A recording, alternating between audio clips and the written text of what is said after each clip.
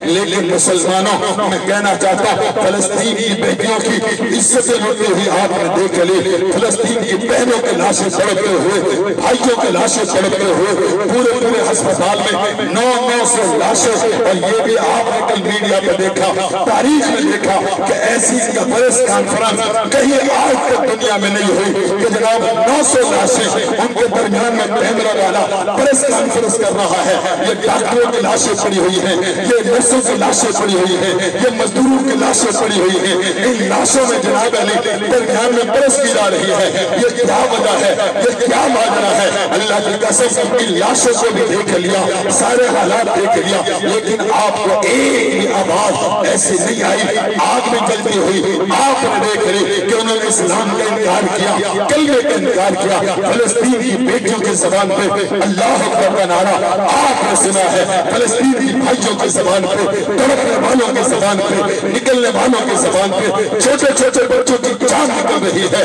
اللہ کی قسم میں بھی کلمہ پڑھایا جا رہا ہے، انہیں بھی صحابہ کے پیغام کو بتایا جا رہا ہے، کلمے کو بڑھا کر بتایا جا رہا ہے، ہماری بڑی تنابی کلمہ ہے، انتہابی کلمہ ہے، اے معصوم بچے بول نہیں سکتے، وہی کلمہ پڑھ کے بتا رہے، اور فلسطین کے شہید ہونے والوں نے، زخمیوں نے بتا دیا ہے، ہم نے صحابہ سے یہ کلمہ سیکھا ہے، جانیں دی جا رہی ہیں، دیتے رہیں گے، لیکن اس کلمے سے پیچھے ہٹنے کے لیے تیار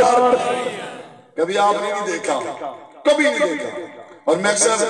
یہ جماعت کے شہداء کی طرف سے کہا کرتا ہوں، یقین جاننا ہم نے بڑے بڑے شہیدوں کے گھروں میں جا کے دیکھا، ان کے بچوں کو دیکھا،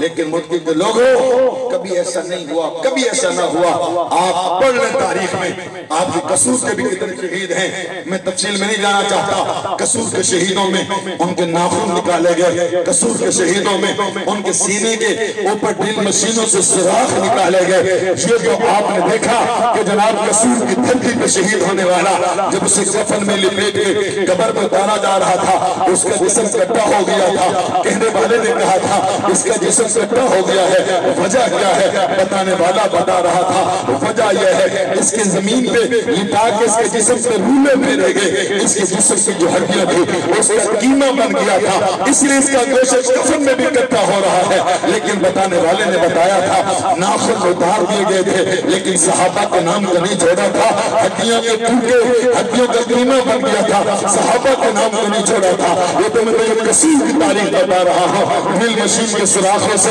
سینے پہ سوراخ نکالے گئے تھے، برداشت کر لیے تھے، صحابہ کے نام کو نہیں چھوڑا تھا، بالوں کو نوچ ڈالا تھا، صحابہ کے نام کو نہیں چھوڑا تھا۔ اور مسلمان آج بھی مسلمان تو آ تو صحیح، دیکھ تو صحیح، کن راستوں میں کس انداز میں صحابہ کرام کے چاہنے والوں کے ساتھ ظلم و زیادتیاں ہوئی، لیکن انہوں نے صحابہ کرام کے نام کو نہیں چھوڑا ہے، اور ہم کسی بھی طریقے سے نہیں چھوڑ سکتے، اس لیے کہ صحابہ ہی بنیاد ہیں، صحابہ اسلام کی دیواریں ہیں، اور صحابہ اسلام کی چھت ہے۔ صحابہ کرام کے اگر دیواروں کو گرائیں تب بھی عمارت قائم نہیں رہتی، اگر دروازے کو ختم کریں تب بھی محفوظ نہیں رہتی، چھت کو ختم کریں پھر بھی محفوظ نہیں رہتی۔ ابھی 6 اکتوبر کی کانفرنس میں مولانا عبداللہ شاہ مسعود نے کہا تھا، اللہ کی قسم مختصر بات یہ ہے، اگر صحابہ کو نکالا جائے درمیان میں سے صحابہ کو مشکوک ہو تو دعوت و تبلیغ کا کام بھی مشکوک ہو۔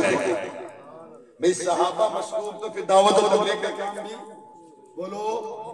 اور صحابہ مشکوک تو جہاد بھی مشکوک ہے، صحابہ مشکوک تو قرآن میں مشکوک ہے، صحابہ مشکوک تو تیری نماز سے بھی مشکوک ہے، صحابہ مشکوک تو تیرا تذکیہ کرنا بھی مشکوک ہے۔ اللہ کی قسم صحابہ مضبوط ہے تو اسلام بھی مضبوط ہے۔ تو نیت کرتا ہوں انشاءاللہ صحابہ کرام سے پیچھے ہٹنے کے لیے تیار ہیں، ان کے دفاع کے لیے اللہ کی قربانی دیں گے انشاءاللہ۔ پھر آخر میں اتنا عرض کر رہا ہوں، جیسے آپ نے پہلے کھڑے ہو کے فلسطین بھائیوں کے ساتھ ہمدردی کا اظہار کیا، ہم کھڑے ہو کے فلسطین کے ساتھ محبت کا اظہار کریں۔